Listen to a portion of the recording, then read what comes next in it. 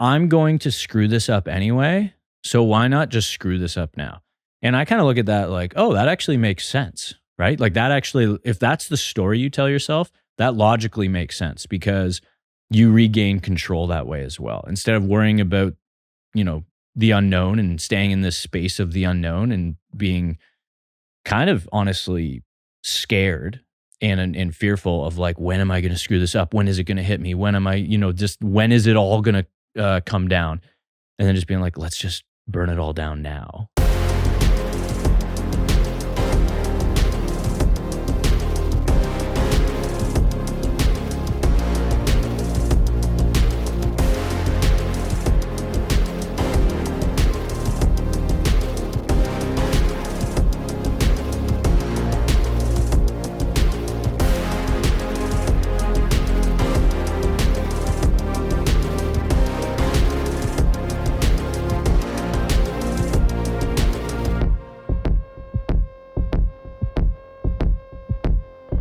All right, we're back. We're back talking about some stuff. Very important stuff. This one is something that 99% of the clients that I work with will experience at some point. And actually they've experienced it throughout their life, not just in fitness or weight loss, but in most cases, if they experience it in their fitness and their weight loss, they've experienced it in other areas of their life for years. And I've experienced this as well. The term that I would call it, and most people would understand this as, is self-sabotage. This idea where things are going well, you're crushing it, you're consistent with your workouts, you're crushing your nutrition, meal prepping, everything's dialed in, sleep is good. If your goal is to lose weight, scale's going down consistently every week.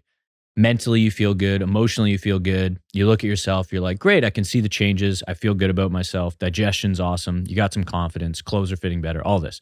And then something happens, maybe a stress trigger or something, or maybe even not. But regardless, there seems to be like an inflection point where you then make a decision, conscious or not, but you make a decision to ruin your progress so far, or at least you perceive it to ruin your progress so far. You derail yourself from the consistent routine that you've developed temporarily, usually. For some people, it would be permanent, and or at least it long term, right, where it pulls them off completely, and then they fall into this cycle of feeling like a failure. And I knew this would happen. That's a common thing a lot of people feel like. Because it is a cycle for a lot of people, but yeah, it's a weird thing. I had a conversation with a client 2 weeks ago or so, and she was talking to me about this because she was very confused about what she was doing. I really appreciate her communication and her ability to just be like open and honest about this, because it can be very embarrassing to share this, because you are admitting to your coach, me, that you've, made a decision, and usually it's not just one. Usually it's a decision that led to other similar decisions that do not support your goals. And that doesn't feel good to be like, hey, I've screwed up and here's why. And I already feel bad about it. I already feel guilty, feel a lot of negative emotions around it. And if I'm honest, I don't know why. I don't know why I'm doing it. I don't know why I did it in the first place. And I don't know why I kept doing it. And that can be a very frustrating place to be. My role as a coach is, because this is quite common. Everyone thinks, I think, that it only happens to them, or it happens to them the worst, when really this actually happens to almost everybody to some extent. And my role as a coach when this happens, when a client comes to me and shares this with me, is to just let them know that, like, I'm not judging them. I am not shaming them. I'm not going to make them feel bad for this, because I just look at this as information that can help us improve. It's just an opportunity that we have now to get better. And if it didn't happen now, it probably would happen later. So, like, let's just be happy that it happened now. Now let's deal with it as best we can. That's really all we can do. And then reminding them that, they're already beating themselves up typically for this. And usually that's a habit a lot of people have that are in this like sabotage cycle of like, from a weight loss perspective, it's usually like they go on a diet, they make some progress for a few weeks or a certain amount of time, and then they sabotage, completely derail. Excuse me. And then they have this self-fulfilling prophecy kind of narrative where they're like, "Oh, I knew this would happen. I knew I wasn't good enough. I knew I would fail eventually."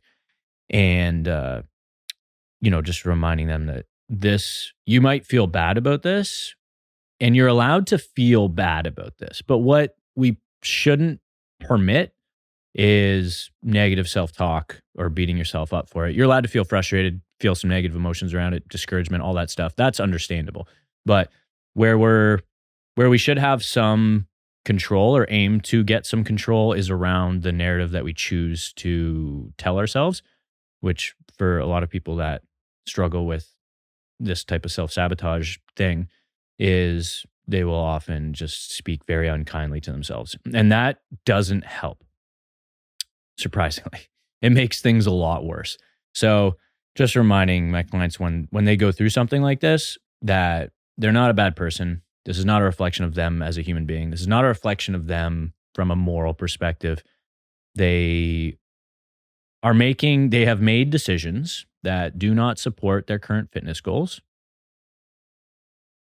Now let's figure out, maybe if we can, let's figure out why. And at the very least, if we can't figure that out, let's figure out then what we can do now. And that's it. It's like what is actually in our control now. We cannot fix what we did in the last day, the last few days.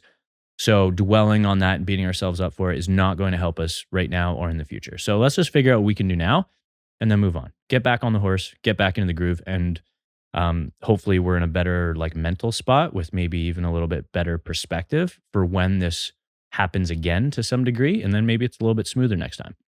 So conversation I had with my client a couple weeks ago about this, it was interesting because she had a situation where and this is a common one, right? Specifically with the scale, where the scale, I think the scale was spiking like 2 or 3 days, something like that, in a row, and it was going up all 3 days in a row. And unsurprisingly and understandably, she was frustrated. She was like, "What the heck is going on? This doesn't make me feel good at all." And if you've ever done ever been on a weight loss journey, that can be very like emotionally destructive or just heavy. Like it can just take a lot of mental bandwidth from you. And what happened is on, this isn't exact, but something like maybe the second or third day, she goes, she that discouragement and those negative emotions were so strong that I think it kind of triggered some previous coping mechanisms, which were food. And then she decided to eat more food and make decisions that were not on her plan. So she was kind of like responding by essentially giving up in a very like temporary sense, for that day, maybe on the third or fourth day, she kind of gave up for that day. And then on the fifth day, she did it again because it's like, well, obviously the scale went up again, right? And then it kind of corroborated and fulfilled her self-fulfilling prophecy of like, I knew this would happen.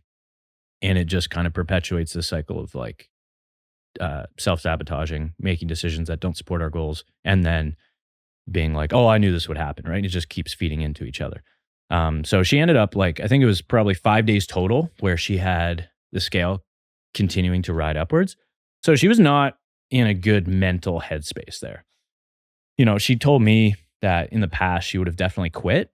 And I let her know, I was like, well, this is a huge positive then. This is a good thing. So we need to, right now it's not going to be hard to see the good. So we need to pick that out and be like, awesome. That's an improvement. So this is already a good sign, is that we have not completely derailed, even though you might think you have. You've just given up for a few of the days. You've had that feeling of like, I don't care anymore. Screw it. Right. And I pulled that kind of out of her to be like, let's make sure that we celebrate that and identify that. And then my next thing was like, I just asked her like, why do you think you made these decisions? Why did you choose to sabotage yourself, whether that's the correct kind of label to put on it or not. But why did you choose to do this? And she didn't really know, but I'm grateful that she was like able to be honest with me about like, well, here's what is running through my head, right? And she said she figured, this is a common one, I kind of already alluded to it. She figured, things are already not going my way, so screw it. She just felt I might as well give up, that's what basically is entailing.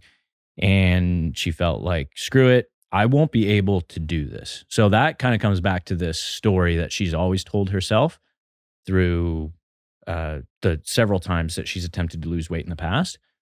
And so that was something that she was familiar with. And that was, I told her, I was like, this is pretty common. I don't think you should feel bad about this, but I shouldn't say that.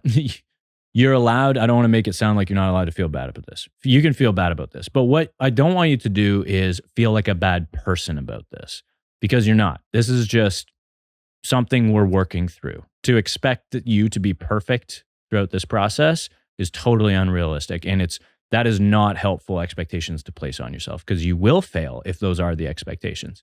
It reminded me, I told her this too. It reminded me of another client that I had who they lost almost 100 pounds over a couple years while I was working with them. And they did a really, really good job of opening up about this same type of experience that they would go through at multiple times throughout their weight loss journey. And the story that they would tell themselves as to why they would make these decisions, conscious or not, was they would tell themselves, they were thinking, I'm going to screw this up anyway, so why not just screw this up now?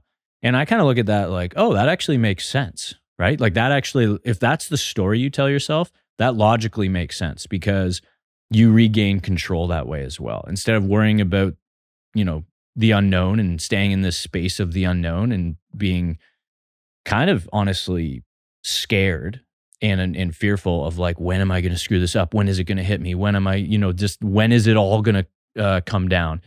And then just being like, let's just burn it all down now. And then I can at least regain some semblance of control and not wait for it to happen, because I don't know when it's going to happen, but I believe it's going to happen. And that's the premise. That's the faulty premise, is just this flawed perspective that you are going to fail at some point, which is not true.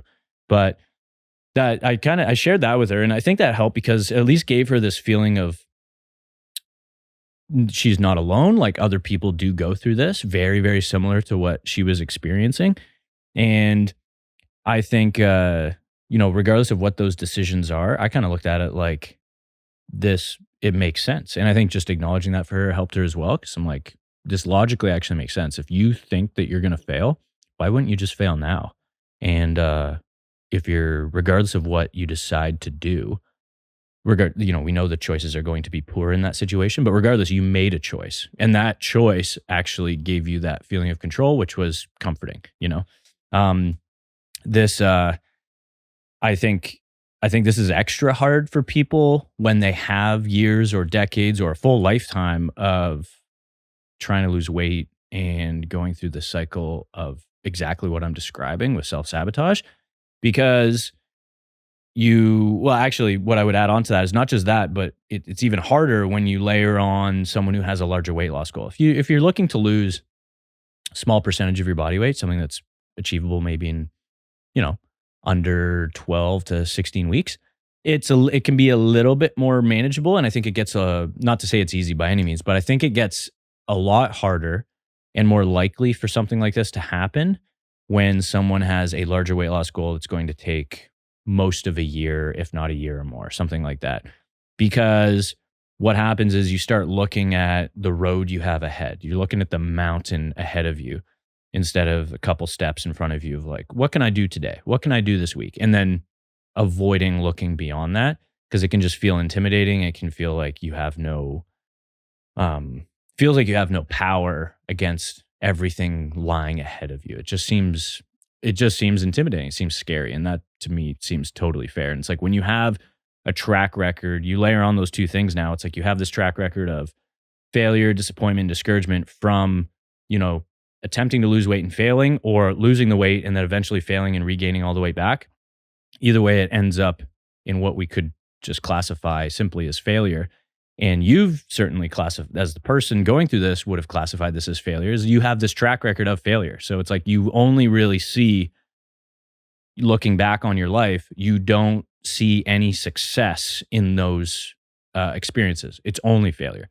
So this is pretty hard, because if you don't have any proof of success yet, it's hard, because you're like, you require the confidence in order to be successful, but it makes sense that you don't have that confidence because you only have a track record of failure, because you don't have that, undeniable proof behind you that you are capable of doing this. Even though the fact that you are capable of doing it, it's kind of a paradox. It's like, in order to stay on track and be successful, you require the confidence that you don't yet have, due to a long track record of failure. And so that, to me, like, makes sense that this is challenging. And I think when people beat themselves up unnecessarily for it, they're just being unfair to themselves, because to me, that makes total sense. It would seem simple that you could just be like, well, you just have to believe it's true. You just have to believe in yourself. And while that's true, that is so much easier said than done, Going back to this conversation I was having with this client, just kind of talking to her about this, the conversation that I had with a prior client, just to help her feel like, she had, other just understanding of that other people do go through this very, very similarly. And, just getting a good idea from her of like, what do you think is the why? Like, what's the story you're telling yourself? What's going through your head? All that. After that, it was like, okay, she's feeling a little bit better about it. Even just saying it out loud, as uncomfortable as that can be, it probably just felt a little bit better for her to get that off her chest as well. And then, and me just reassuring her that this is totally normal. You don't need to feel bad about this. You can feel uncomfortable about this. You can feel all the negative emotions around this, but don't feel like a bad person. Totally cool. We will fix this. Then I moved into the next step, which I was like, let's figure out a strategy to improve upon this. Like, what can we do now, was basically it. It's like, what can we do this moment, the rest of today, and the rest of this week? Don't even think beyond the next few days, the next 7 days max, okay? And that was when we kind of talked about, put our heads together and figured out some stuff, to help with that. And so the first one that I told her was, and so if you struggle with stuff like this, hopefully you can take some value from this. I told her, I was like, let's remember and let's reframe periods of self-sabotage like this as still progress. Because that was a thing she was struggling with. She was looking at this as like, I'm regressing, I'm going backwards, I'm losing all of my progress that I've made so far.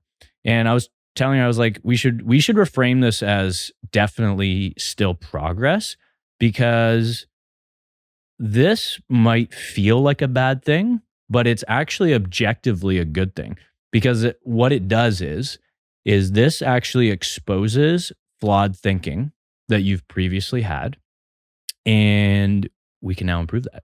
We can change that. If we didn't have this opportunity, that is uncomfortable, doesn't feel great, we wouldn't have had this opportunity to expose this flawed thinking and then improve upon it. You know what I mean? So because of that, this is good.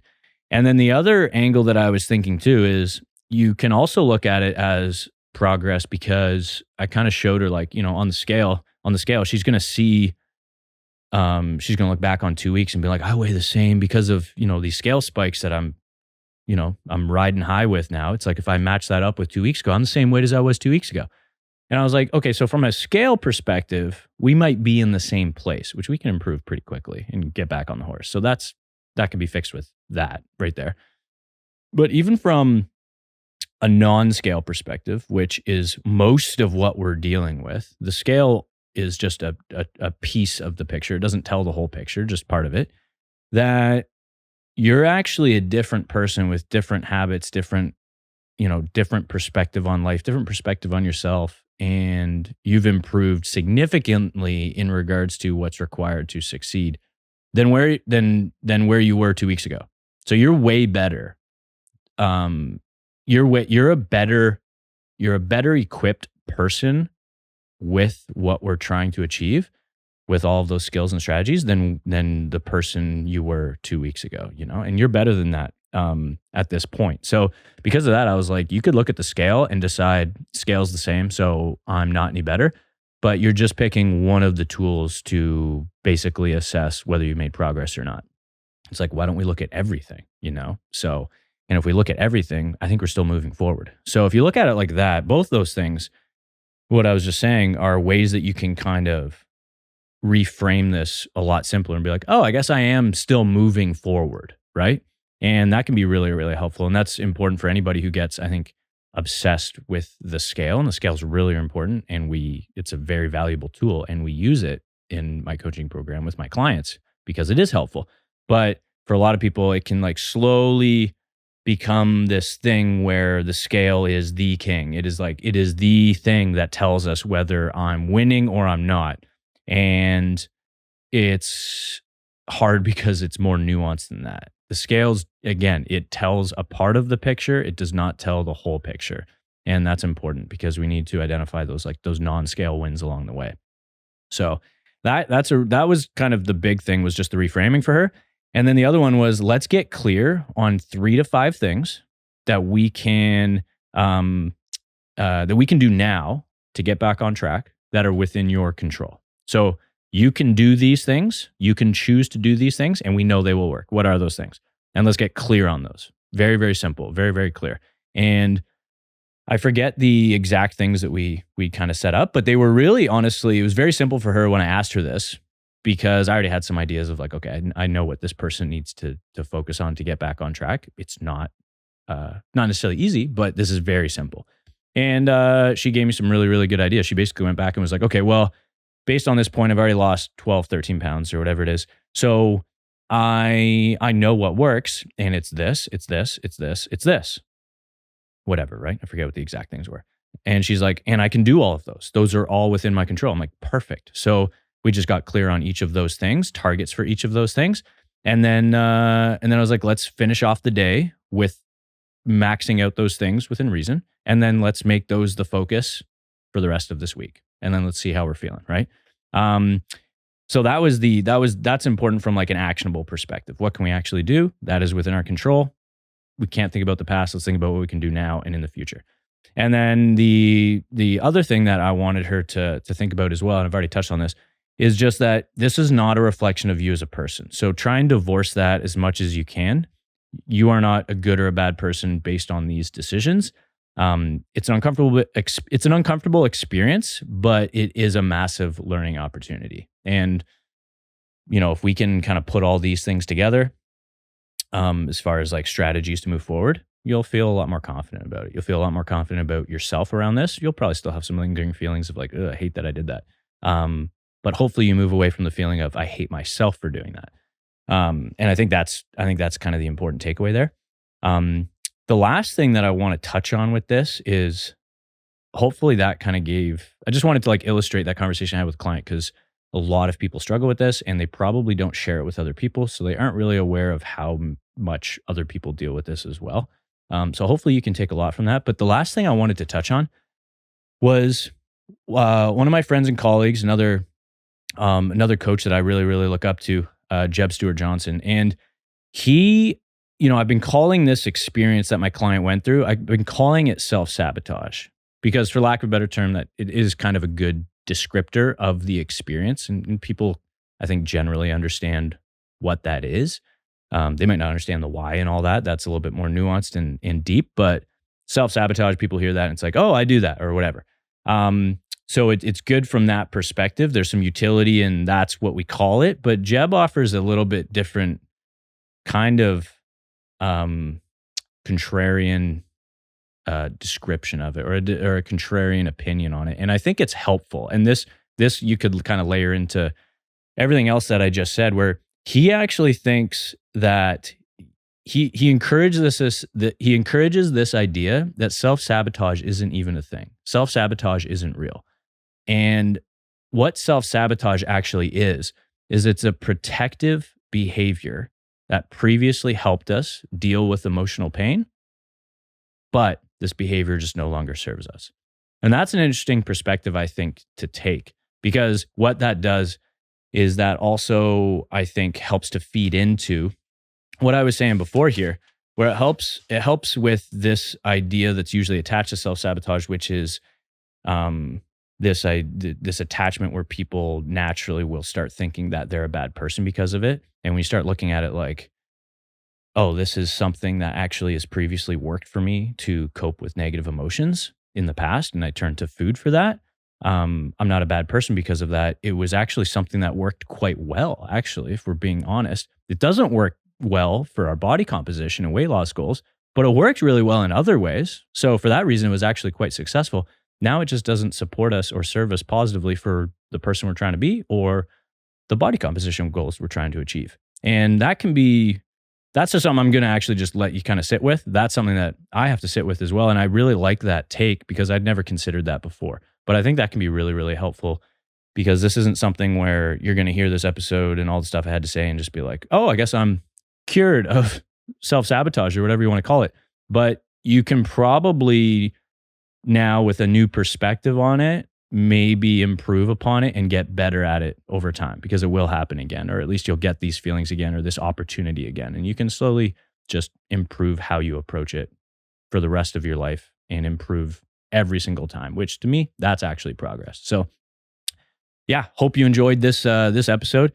This one was a little bit deeper in that sense. Some of the layers in regards to the things that go into weight loss. It's not just how you eat and, how you exercise. It goes a lot deeper than that. A lot of emotional, mental stuff. And if you can relate to this, then hopefully you're able to take away from some stuff from that. But if you are watching on YouTube, please like and subscribe to Stay Peaked. Subscribe to our channel. We got lots more coming, lots of vlogs, lots of other cool content with some guests coming down the pipe as well. So appreciate you being here. If you're listening on Apple or Spotify, if you could share this to your social media and then tag @StayPeaked on Instagram, that'd be awesome.